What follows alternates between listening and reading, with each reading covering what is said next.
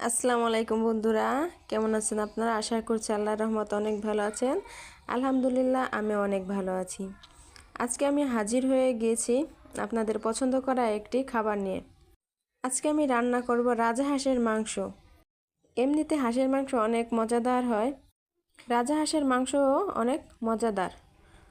যারা হাঁসের মাংস খান না তারা যদি একবারে এই হাঁসের মাংস খান তাহলে বুঝতেই পারবেন যে কতটা স্বাদ আপনার এতদিন না খেয়ে আছেন। আশা করছি রেসিপিটি আপনাদের ভালো লাগবে। আমি খুব সহজভাবে আপনাদের সামনে উপস্থাপন করব।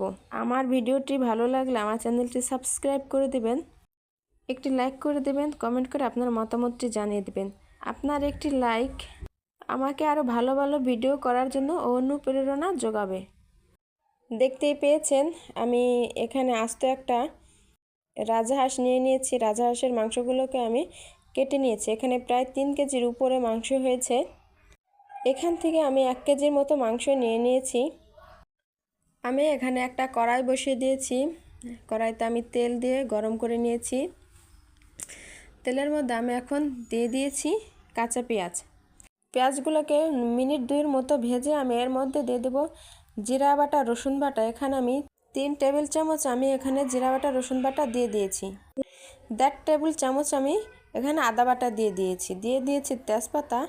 এখন আমি মশলাটাকে কিছুক্ষণ ভালো করে ভেজে নেব। একটু আদা বাটাটা একটু বেশি পরিমাণেই দিতে হবে। আমি এখন কিছুক্ষণ সময় মশলাটাকে ভালো করে ভেজে নেব যেন রসুনের গন্ধটা না থাকে। এর মধ্যে দিয়ে দিয়েছি আমি 2 চামচ গরম মশলার গুঁড়া, 2 চামচ লবণ, 2.5 চামচ মরিচের গুঁড়া, আর আমি দিয়ে দেব 2 চামচ হলুদের গুঁড়া। এখন আমি মশলাটাকে ভালো করে কিছুক্ষণ সময় ভেজে নিব যেন মশলার গায়ে থেকে কাঁচা গন্ধটা চলে যায়। এই পর্যায়ে যদি তেল কম হয়ে যায় আপনারা একটু তেল দিয়ে দেবেন। এখন আমি মশলার মধ্যে অল্প পরিমাণে পানি দিয়ে মশলাটাকে কষিয়ে নিয়েছি। দেখুন মশলার উপরে তেল ভেসে উঠেছে। এখন আমি এখানে মাংসগুলো দিয়ে দেবো একে একে। আমি এখানে সবগুলো মাংস দিয়ে দিয়েছি। এখন আমি মাংসটাকে ভালো করে মশলার সাথে মিশিয়ে নিব। ভালো করে উল্টে পাল্টে সব মশলার সাথে সব মাংসগুলোকে মিশিয়ে দিতে হবে।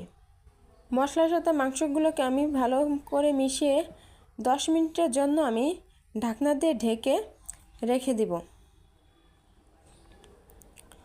10 মিনিট পরে আমি এখানে একটা প্রেসার কুকার নিয়ে নিয়েছি। এখন আমি মাংসগুলোকে প্রেসার কুকারে ঢেলে নেব। আপনারা চাইলে মাংসগুলোকে চুলায়ও রান্না করে নিতে পারেন। আমি এখানে প্রেসার কুকারে দিয়ে দিয়েছি। হাঁসের মাংসের হাড়গুলা বেশি মজা হয়, সেজন্য আমি এখানে প্রেসার কুকারে দিয়ে দিয়েছি যেন হাড়গুলাকে ভালো করে আমরা খেতে পারি। আমি এখানে 3টি ছিটি দিয়ে নামিয়ে নেব। 3টি ছিটি বেজে গিয়েছে। আমি এভাবে কিছুক্ষণ সময় রেখে দিয়েছি। এদিকে আমি জিরা আর পেঁয়াজের বেরেস্তা করে ফোড়ানিটা করে নিয়েছি। এখন আমি মাংসের মধ্যে এই ফোড়ানিটা দিয়ে দেব। দেখুন আমি এখন মাংসটাকে একটা কড়াইতে নামিয়ে নিব।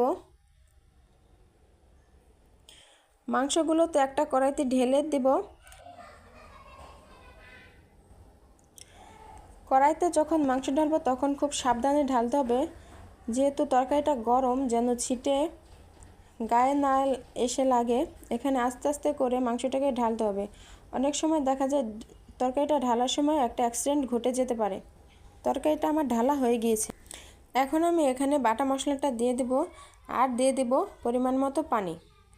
আপনারা ঝোলটা বেশিও রাখতে পারেন, কমও রাখতে পারেন। আমরা ঝোলটাকে চিতই পিঠা দিয়ে খাবো দেখে আমরা এখানে ঝোলটা একটু বেশি পরিমাণে নিয়েছি। আমার তরকারিটা বলক চলে এসেছে। আমার ভিডিওটি দেখার জন্য আপনাদেরকে অসংখ্য অসংখ্য ধন্যবাদ। আপনাদের সাথে আবার দেখা হবে অন্য কোনো ভিডিওতে। ততক্ষণ পর্যন্ত আপনারা সুস্থ থাকুন, ভালো থাকুন। আল্লাহ হাফেজ।